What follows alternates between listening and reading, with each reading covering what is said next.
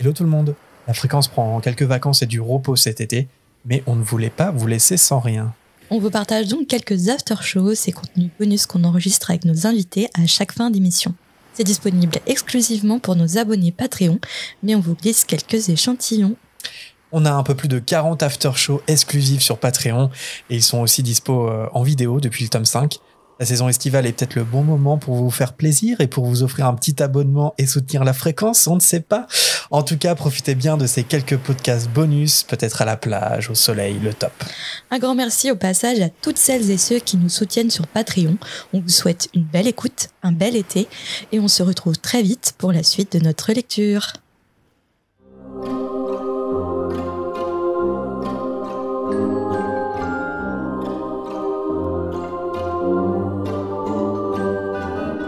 Bonjour à toutes et à tous les abonnés Patreon, bienvenue sur ce nouvel After Show à la suite du chapitre 27. On est toujours en compagnie avec Marina de Margot. Ça va toujours Margot ? Ça va toujours, oui.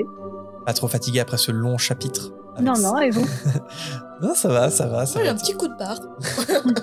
Bon, on va commencer avec toi Marina, tu vas nous expliquer dissertation sur Sirius. Non mais en vrai, c'est vrai qu'on avait beaucoup de choses à dire.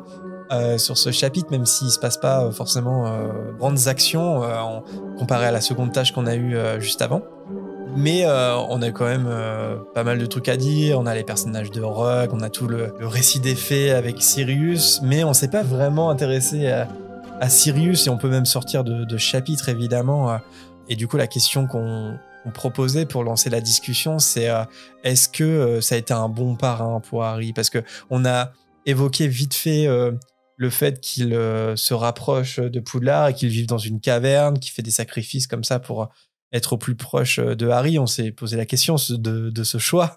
Mais globalement, est-ce que Sirius a été un bon parrain ? Est-ce qu'il aurait pu être meilleur ? Mais est-ce qu'en fin de compte, il a fait ce qu'il fallait ? Enfin voilà. Mais déjà, qu'est-ce qu'un parrain ? Qu'est-ce qu'un parrain ? Bah, dans Harry Potter, ça n'a pas de connotation religieuse. Hein. Bah, c'est ça. Comment il a été nommé parrain suite à un baptême, suite... On peut faire ça chronologiquement, oui. Parce qu'à la base, un parrain, ça a une connotation religieuse. Oui. C'est au cours de ton baptême chrétien, on a désigné un parrain et une marraine. Et en fait, le parrain, si je me trompe pas, il est là pour seconder les parents dans le chemin spirituel de l'enfant, en fait. Il est là pour se soutenir. Après aussi, il y a parrain et marraine au sens civil du terme où il est là aussi pour seconder les parents et être là pour l'enfant lors de son éducation et de dans l'évolution de la vie. Mmh. Mais normalement, ça a une connotation religieuse. Je pense que de toute manière, là, c'est vraiment vu de manière civile parce que j'ai pas l'impression que la famille Potter soit religieuse, si tant est que les sorciers peuvent être religieux. On croirait en tout cas en une religion. Dans Harry Potter, il y a des aspects bibliques un peu partout, donc on peut toujours creuser de ce côté-là. Alors pas forcément intentionnellement. Hein. Je pense pas que ce soit intentionnel tout ce qui pourrait être référence biblique, mais c'est le cas. Donc tu vois que tu dises que le parrain ce soit la personne qui te guide vers ton chemin, la deuxième personne ou la troisième, en tout cas, parce qu'il y a aussi le prêtre, j'imagine, qui te guide vers le chemin de la vérité, de l'éveil. Je trouve que la connotation est pas mal aussi de ce côté-là. C'est pas que je suis là parce que tes parents sont décédés et voilà, quand je remplace ton papa. Et puis d'ailleurs, il n'est pas du tout comme ça d'ailleurs, hein, je trouve. Qui est pas du tout dans cette recherche-là d'adopter Harry. Oui, clairement, moi je pense que c'est à prendre au sens civil du terme. Tu vois, moi-même je suis parrain, il n'y a pas de connotation religieuse dans le fait, tu vois. C'est plus symbolique qu'autre chose, mais en fin de compte, je pense que le symbole justement est assez similaire, que ça soit religieux ou pas. C'est vraiment d'avoir une position, je sais pas, privilégiée par rapport à l'enfant, de le suivre tout au long de son enfance et jusqu'à l'âge adulte, jusqu'à ce qui est, enfin voilà, tout le long de la vie en fait, d'être un soutien par exemple, si besoin, etc. Alors quand on se pose la question évidemment, est-ce que Sirius il a été un bon parrain ? on peut pas éluder tout ce qui s'est passé dans leur vie parce que il a pas pu être aux côtés de Harry par la force des choses. Alors, justement, c'est pas mal qu'on prenne chronologiquement. Donc, déjà, la sélection en tant que parrain, bon, assez symbolique, on peut imaginer dans le monde de la magie. Mais aussi, justement, sur les faits. Parce que le premier réflexe de Sirius, ça a été de se venger de Peter. Donc, vraiment, si on prend l'origine des faits qui fait que, voilà, Sirius a été emprisonné, qu'il n'a pas pu suivre l'enfance de Harry, son filleul. Voilà, c'est la mort de James et Lily. Mais quand James et Lily meurent, effectivement, Sirius, il a voulu se venger de Peter. Et c'est Hagrid, en fait, qui a récupéré le bébé Harry, sous les ordres de Dumbledore. Est-ce qu'on peut pas déjà se poser une question par rapport à ça? Parce que, est-ce que, par exemple, en tant que parrain, ça aurait pas été à Sirius de récupérer le bébé Harry? Je sais pas. Par exemple, Sabot, le parrain, comme il n'y a pas de lien de sang, clairement, les Dursley, ils considèrent que c'est la seule famille. Ils ne considèrent pas, par exemple, Sirius comme la famille, alors que c'est son parrain. Pour moi, il est placé chez les Dursley parce que, justement, il y a cette protection du sang. Ouais.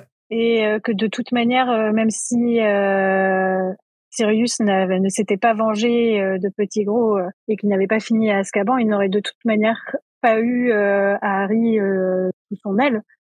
Enfin, en tout cas, pour moi, la raison principale, c'est que Dumbledore sentait déjà que Voldemort allait revenir et qu'il fallait protéger Harry grâce à ce lien du sang familial, en fait. Mais la magie n'est pas très bien faite quand même, parce que pour moi, un parrain, même si c'est un sens symbolique, c'est très fort. Mais a priori, ça suffit pas pour la magie. Pour la magie, il faut un lien familial. Il faut un lien plus qu'un lien familial, il faut un lien du sang. Et on sait très bien que une famille se résume pas à nos liens du sang. Et après aussi, un peu limité. Oui, mais est-ce qu'ils l'ont mis sous la protection des Dursley aussi parce que c'était des Moldus? Ils n'avaient rien à voir avec ce combat aussi. L'éloigner, oui. le rendre incognito. C'est ça. C'est ça. Mais clairement, la magie qu'il opère chez les Dursley, a priori de ce qu'on en connaît, elle n'aurait pas été possible, par exemple, avec Sirius, parce qu'il n'a pas de lien de sang avec Lily qui a sacrifié sa vie pour protéger Harry. Enfin bref, il y a un lien du sang qui est primordial pour que la protection des Dursley fonctionne. Et elle n'aurait pas été possible pour Sirius malgré son affiliation en tant que parrain. Par contre, il y a ce truc, ok, bon, Dumbledore choisit de base les Dursley parce que la magie peut protéger Harry chez les Dursley. Ok. Mais il n'empêche que le premier réflexe de Sirius, comme je le disais, ça a été de se venger de Peter et c'est ce qui a couru à sa perte. C'est ce qui a fait qu'il a été enfermé à Azkaban pendant 12 ans. Est-ce que il n'avait pas autre chose à faire, Sirius Black? Est-ce qu'on peut le juger là-dessus? En fait, dans le 3, Hagrid, quand il raconte l'histoire, vous savez, quand Harry est caché et qu'il entend McGonagall, Fudge, Hagrid et Flitwick discuter de Sirius Black, Hagrid dit que il a failli donner, si Dumbledore ne lui en avait pas donné l'ordre expressément, Sirius serait parti avec Harry. Et il le dit même, si je l'avais pas pris, qu'est-ce qui serait passé? Il aurait fini le travail, etc. Donc, je pense que c'était pas son premier réflexe, mais qu'il a compris. Soit il a compris que de toute manière, il aurait pas Harry, donc autant aller se venger de ses parents. Ouais. Ou alors, peut-être que c'est encore un sorcier qui respecte tellement Dumbledore qui ne fait pas de vagues quand on lui dit non, c'est Dumbledore qui l'a dit, tais-toi. Ouais, je trouve que ça n'a pas tant été son premier réflexe, même si ça clairement pas été le réflexe le plus intelligent qui soit fait en premier ou en deuxième. Et c'est en effet mené à sa perte. Il était aveuglé par la colère. Ouais, c'est ce que j'allais dire. Je pense que peut-être sa priorité numéro 1, c'était le bébé Harry. Mais finalement, une fois que Hagrid, sous les ordres de Dumbledore, il s'en occupe, c'est la haine qui le... Puis il était jeune aussi, il n'était pas mature, il était jeune, il était aveuglé par la haine, par la douleur aussi, de perdre ses meilleurs amis. Ouais. C'est intéressant de se poser cette question quand même, voilà. Et une autre question que je me posais aussi, donc, si on reprend dans l'ordre chronologique, donc ok, Sirius tente de se venger auprès de Peter, ça se passe très mal comme on le sait. Peter Pettigrew se fait la malle, Sirius Black est accusé à tort, il fera 12 ans à Azkaban. S'il fait 12 ans, c'est que la 12e année, il s'échappe. Et il s'échappe pourquoi? Il s'échappe quand il voit une photo de Peter Pettigrew dans la Gazette du Sorcier, quand les Weasley gagnent le gros lot pour aller en Égypte, etc. Et voilà, on connaît l'histoire. Et du coup, là, c'est un peu pareil parce que c'est un peu le désir de vengeance qui donne la force à Sirius de s'évader d'Azkaban 12 ans après. La question que j'ai envie de poser, qui est peut-être un peu polémique, c'est il a jamais eu le désir de retrouver et de protéger son filleul et de trouver une force par rapport à ça. Du coup, c'est vraiment la vengeance qui l'anime jusqu'au bout, Sirius Black, et pas vraiment la volonté de retrouver son filleul, de retrouver Harry. Est-ce qu'on peut juger Sirius Black là-dessus? Je pense pas, parce qu'il a juste trouvé un sentiment. C'est la haine, en fait, qui l'a fait sortir de son état un peu de cathartique, non Non, son état comateux, je dirais. Comateux d'Azkaban. Parce que en soi, Voldemort, il avait disparu et Harry, il n'y avait plus de danger. Donc il se disait peut-être que sans moi, il est même mieux. Parce qu'il n'a pas su où Harry avait fini. Je sais pas s'il a su, en fait. Je sais pas si Hagrid lui dit. Je sais pas. Parce que du coup, avec son état Après, c'est dit qu'il Azkaban, perd la raison, Sirius, quoi. c'est ça. Est-ce qu'il s'est pas dit de toute façon, il est mieux sans moi, il vaut mieux que je laisse vivre sa vie, et qu'il avait perdu la raison, et qu'en plus, il a ressenti à nouveau son sentiment de vengeance et de haine qui était amplifié par son absence de raison, en fait. Donc, du coup, c'est ça qui l'a sorti de son état de torpeur. Je sais pas, théorie. Ouais, je suis assez dubitative aussi sur les raisons pour lesquelles il n'est pas sorti avant. Mais je pense qu'en effet, il s'est fait bouffer par les pouvoirs que donnent les détraqueurs. Et de toute façon, c'est un désespoir tel que il a certainement eu une mauvaise image de lui. Et en effet, se dire, bah, en fait, il va être mal avec moi, même si, enfin, de toute manière, il est Azkaban, donc certainement qu'il voit ça aussi dans ce sens-là. Je suis un fugitif, il va jamais me croire, me faire confiance. Je pense que il y a beaucoup de raisons qui peuvent nous faire comprendre pourquoi il a pas trouvé cette force avant de sortir, parce que de toute manière les détraqueurs, ils se nourrissent de la tristesse. Donc si en plus il se sentait triste parce qu'il pouvait pas être avec Harry, ça ne faisait qu'amplifier ce pouvoir. Donc oui, à mon avis, il y a que la rage qui permet de retrouver la flamme. Bah, c'est ça, parce que les détraqueurs et tout, c'est l'allégorie aussi de la dépression. La dépression, ce qui en ressort, c'est que les gens pensent que le monde est mieux sans eux. Donc du coup, c'est clair qu'ils pensaient que Harry était tellement mieux sans lui. Et ouais, le truc qui l'a aidé à sortir d'Azkaban, c'est la haine. Et peut-être que le fait de voir le rat, de se remémorer Peter Pettigrew, ça lui a fait des flashs et ça l'a réveillé en fait de son sommeil. Non, mais oui, complètement. Carrément. Mais le truc, c'est que aussi, plus que de la... Alors, il y a la dépression, mais plus que de la tristesse à la base, aussi, il y a un truc qu'on a du mal à peut-être à s'illustrer, c'est la folie. Parce que il y a une scène qu'on n'a jamais vraiment vécue, on en a entendu parler, mais c'est quand même Pettigrew qui tue une dizaine de moldus, qui se coupe le doigt, qui se transforme en rat, qui se barre, et lui qui est là au milieu des cadavres, Sirius, je crois qu'il se marre, tu vois. Je crois qu'il... ça peut un fou rire. Il a un fou rire de fou.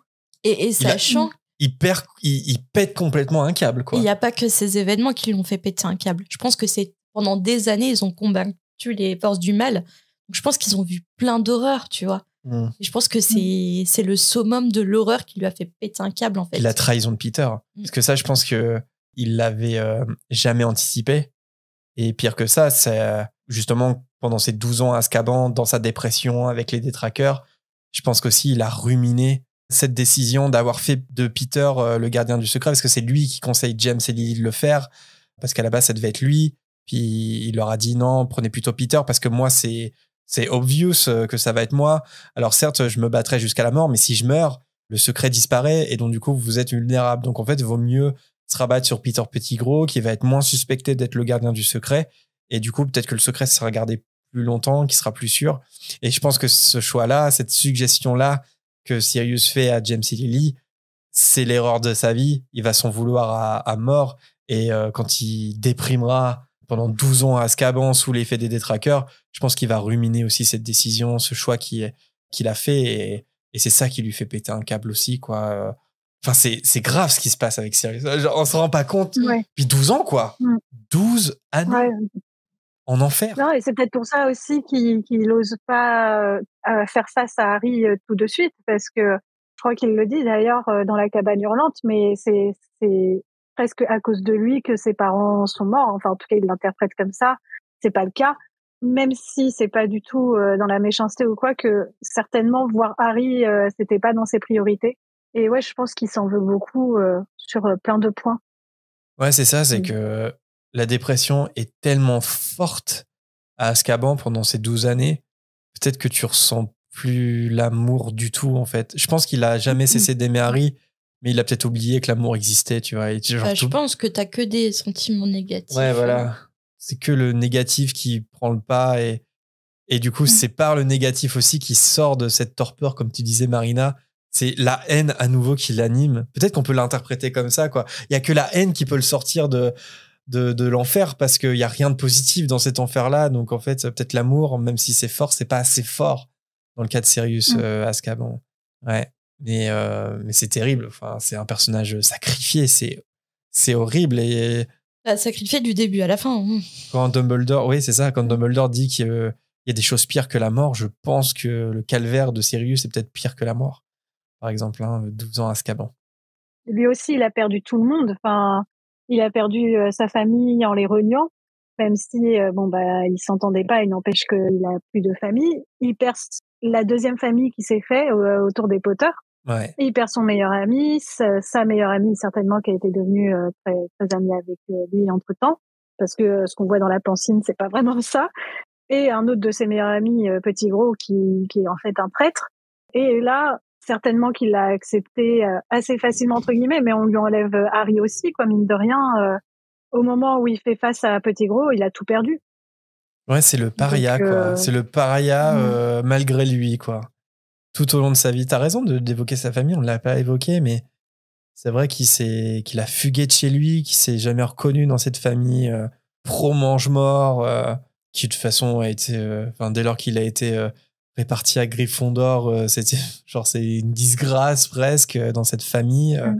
Ouais, compliqué, hein. Compliqué, c'est très sombre ce personnage de Sirius Black.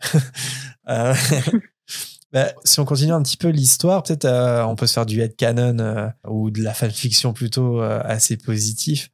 C'est imaginer que la fin du 3 soit différente et que Sirius ait été réhabilité et que Harry ait pu le rejoindre chez lui. Sirius lui propose ça.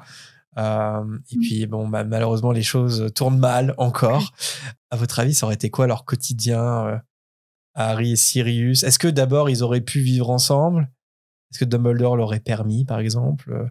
Et ça aurait été quoi, peut-être, leur quotidien? Comment ça aurait pu se faire, en fait, si Sirius avait été réhabilité à la fin du 3?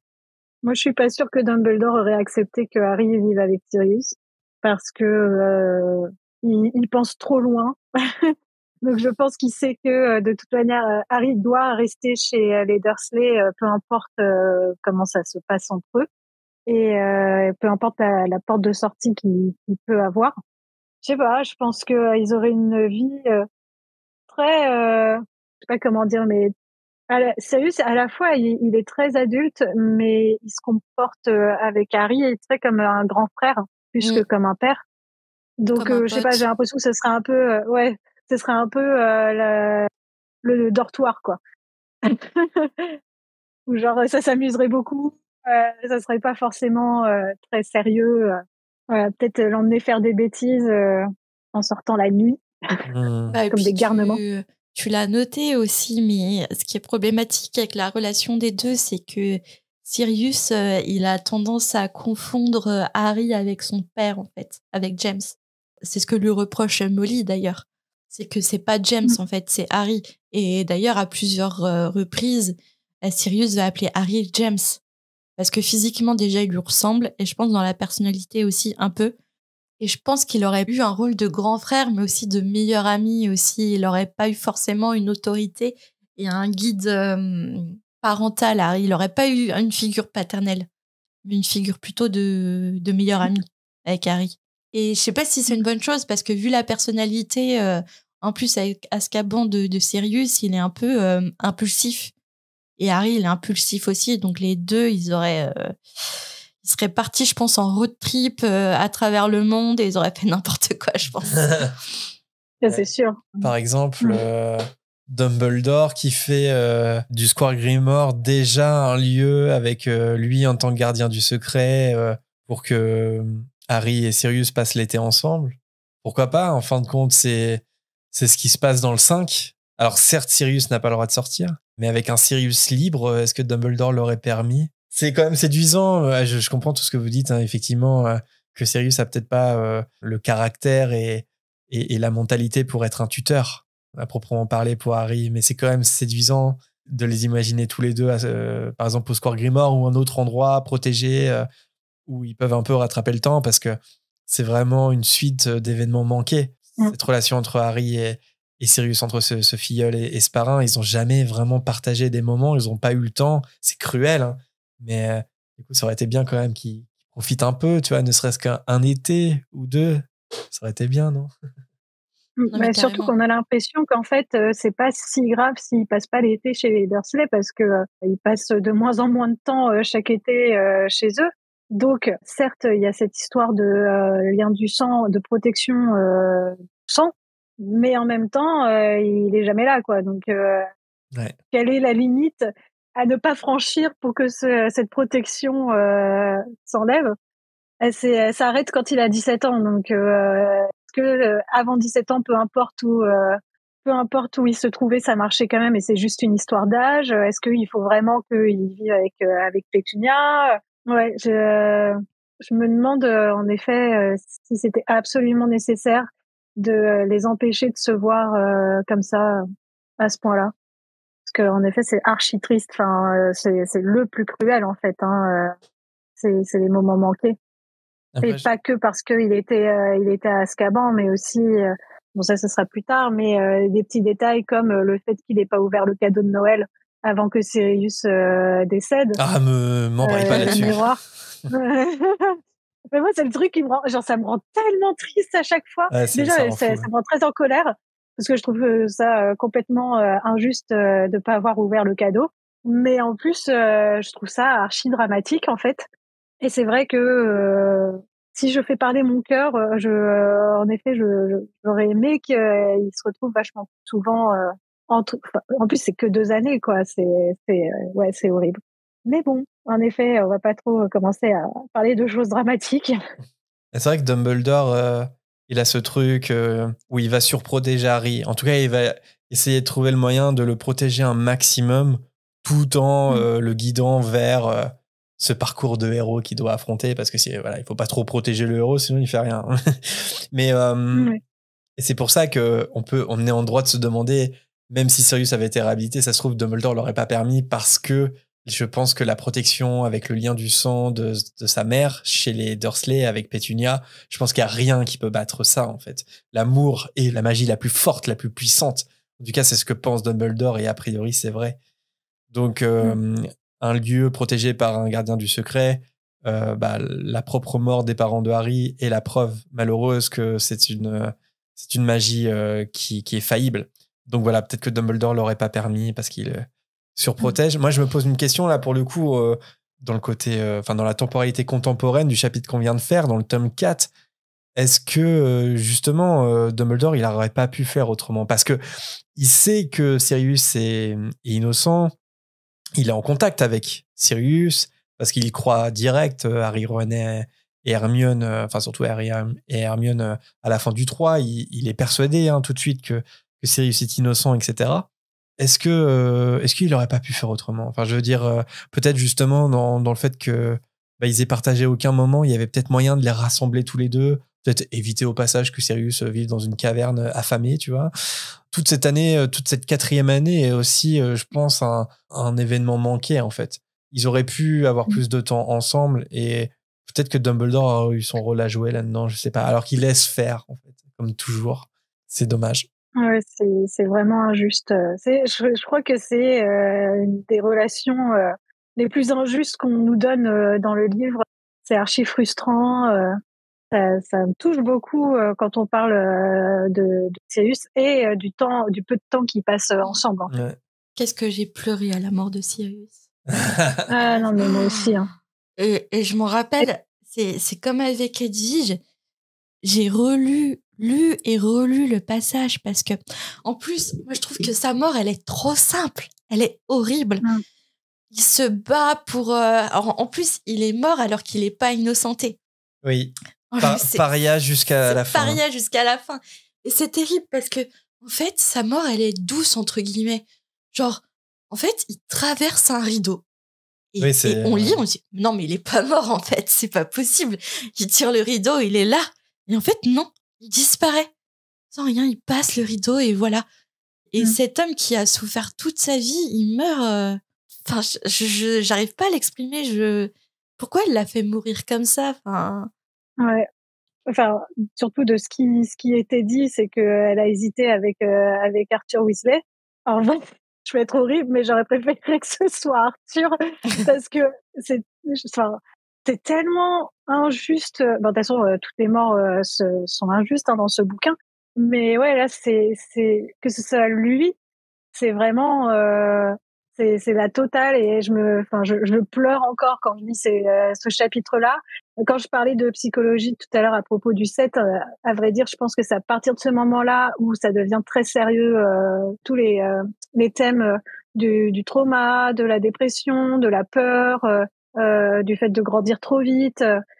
Enfin, vraiment, je pense que déjà, il n'a pas une vie facile, mais en plus, on lui a pas donné la possibilité de montrer toutes ses capacités, ne serait-ce que parce qu'il était fugitif. Ça a bloqué beaucoup de choses qui auraient pu être d'autant plus admirables en découvrant ce personnage qu'il avait été plus libre ou en tout cas s'il n'avait pas été tué aussi vite.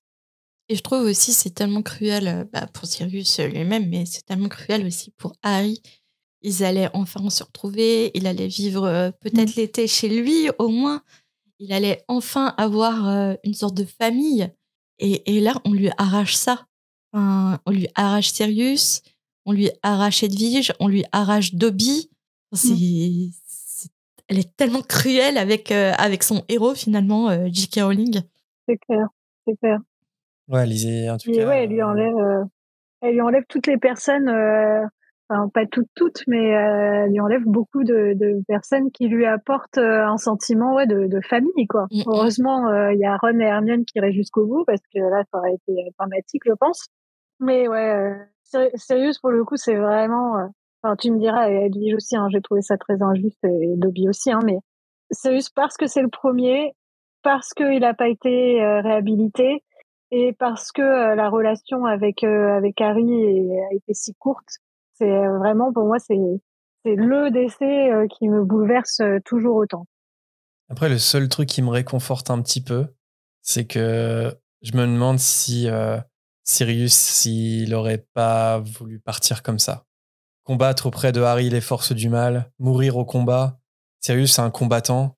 Mais pas si vite. Non, pas si d'avoir vite. eu cette chance de créer un lien avec son. Mais c'est un réconfort, tu vois. Filleul. Je me dis, avec le recul, c'est quelque part, c'est une mort qui lui correspond un peu. Même si ça arrive bien trop vite, évidemment. Ouais. Ouais. S'il n'avait pas été tué à cette bataille au ministère, est-ce qu'il aurait été tué à la bataille de Poudlard, vu qu'apparemment sa mort était déjà annoncée dans la tête de J.K. Rowling. Donc pour moi, de toute manière, elle l'aurait certainement tué, mais c'est vrai que d'autant plus, enfin voilà, c'est pas quand on revient sur la question principale, c'est que moi je trouve que ça aurait été un bon parrain, malgré la relation que je pense aurait été plus fraternelle, voire amicale. En tout cas fraternelle, c'est sûr. Et il l'aime de tout son cœur, mine de rien.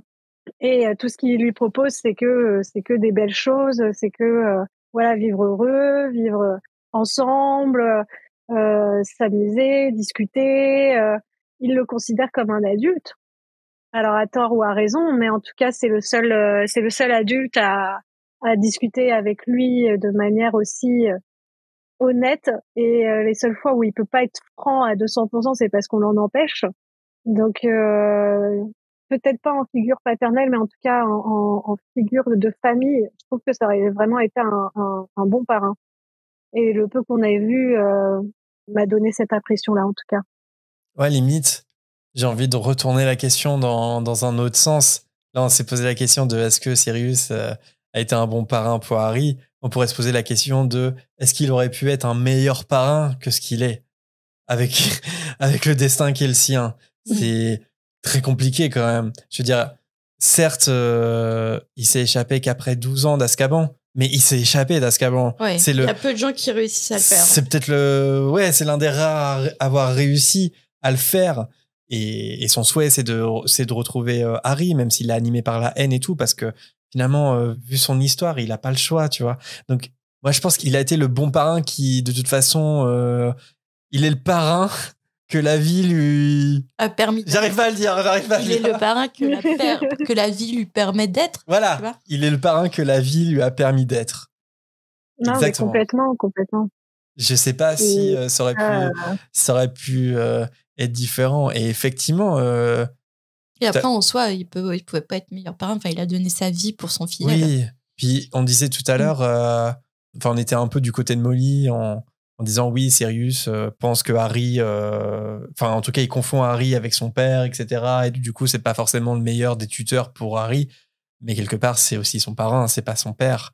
Et d'ailleurs, Sirius n'a pas été père, contrairement à Remus et James. D'ailleurs, petit fanfic headcanon, mais est-ce que ça aurait changé quelque chose s'il avait eu une famille à lui? Je sais pas. Sirius a toujours été un loup solitaire, mais ça aurait pu aussi changer quelque chose s'il avait eu sa propre famille à lui, parce que ça aurait pu être possible. Regarde, si on voit James et Lily, ils ont déjà eu un enfant. Après, tu cites Remus, mais est-ce que Remus a eu l'occasion de se sentir père de son enfant qui n'était pas encore ça, c'est un grand... Ouais. Encore un autre... Une grande tragédie. Harry Potter. Teddy. Pauvre Teddy. Ouais. Ouais.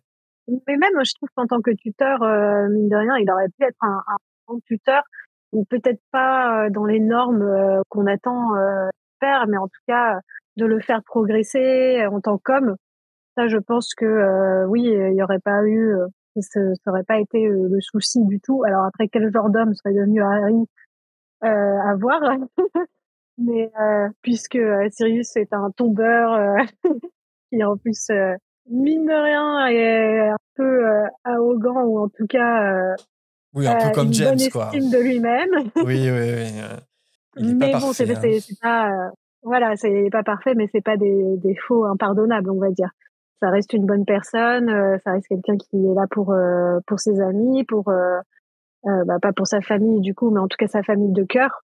Voilà, donc pour moi, c'est en effet c'est la vie qui a fait que il est un tel parrain. Et pour moi, c'est un bon parrain. Il lui donne l'amour en tout cas, et ça c'est quelque chose dont Harry oui, déjà il lui donne le sentiment d'avoir une famille déjà. Ouais. Un nouvel horizon, c'est important pour Harry, parce que lui, sa famille, le mot famille, il le colle sur les Dursley et non, quand même sur les Weasley après avec le temps. Ouais, mais c'est sa famille adoptive, alors que là, oui, bah, tu me diras Sirius parrain, mais il y a peut-être un truc aussi en mode c'est ses parents à lui qui ont choisi Sirius en tant que parrain, et je pense que ça a de la force pour Harry de le rencontrer en fait, parce que voilà, c'est un lien avec ses parents, quoi, Sirius, et ça lui fait quelque chose. Même si les Weasley, évidemment, c'est une famille importante. Ouais, c'est sûr. Là, même dans le chapitre qu'on vient de lire, on voit à quel point Harry est heureux de voir son parrain, alors que au final, ça fait même pas un an qu'ils se connaissent à ce moment-là de l'histoire. Et je crois qu'ils ont eu une relation peu épistolaire, à part la discussion dans le feu de cheminée. Donc c'est la preuve à quel point Harry a besoin de s'accrocher comme ça à quelqu'un qui représente pour lui, oui, ses parents, sa famille.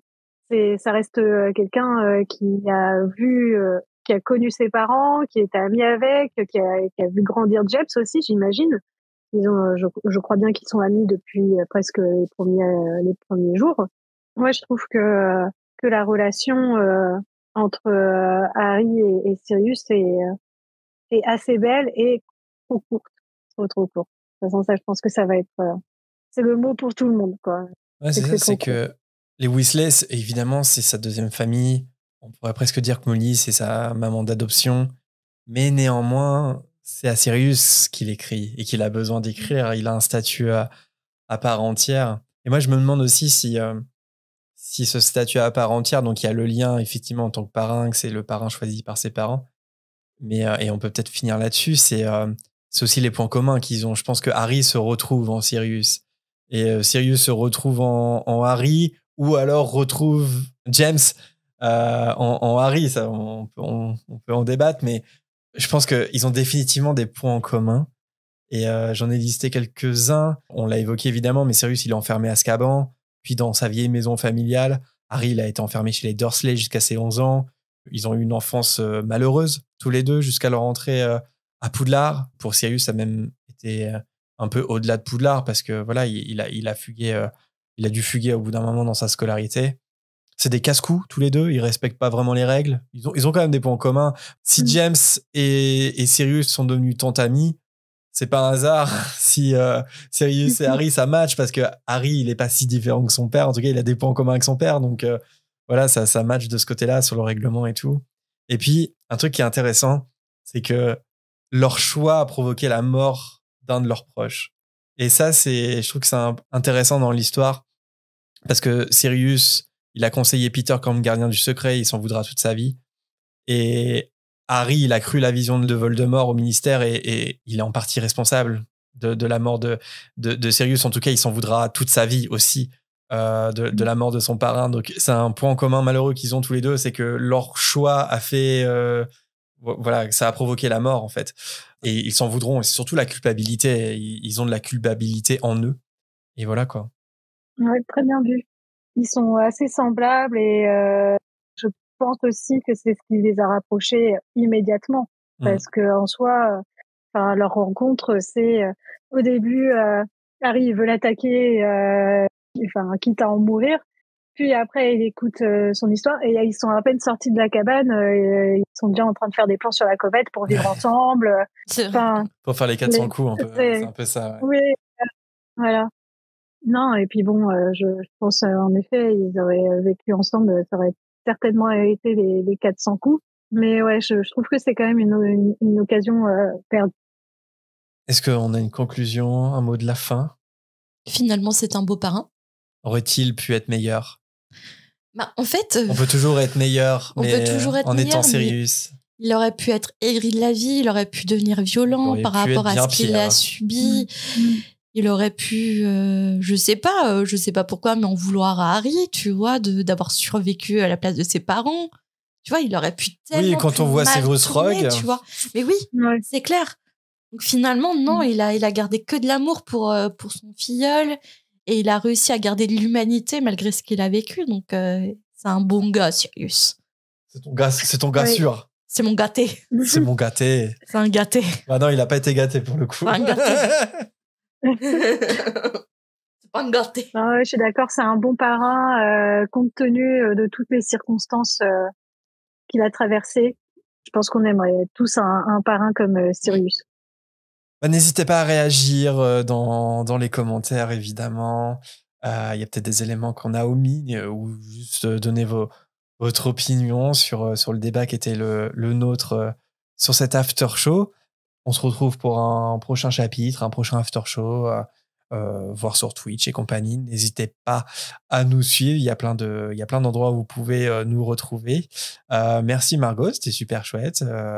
J'espère que ça t'a plu après plus de 3 heures d'enregistrement. Oui. C'est un peu sportif, mais... Ah ouais. Ouais, non, mais je suis en forme. Je pense qu'on aurait pu enchaîner sur un autre sujet. J'aurais été là. Mais ouais, c'est trop cool. Allez, Rémus Lupin. J'avais trop envie de participer. Aurait-il été un bon père pour Teddy ? Allez, on se met tous à chialer encore. Ouais. On va peut-être éviter de te faire pleurer avant le stream de tout à l'heure. Oui. Mais ouais, je me suis éclatée. Ça faisait longtemps que je voulais le faire. Donc voilà, trop contente.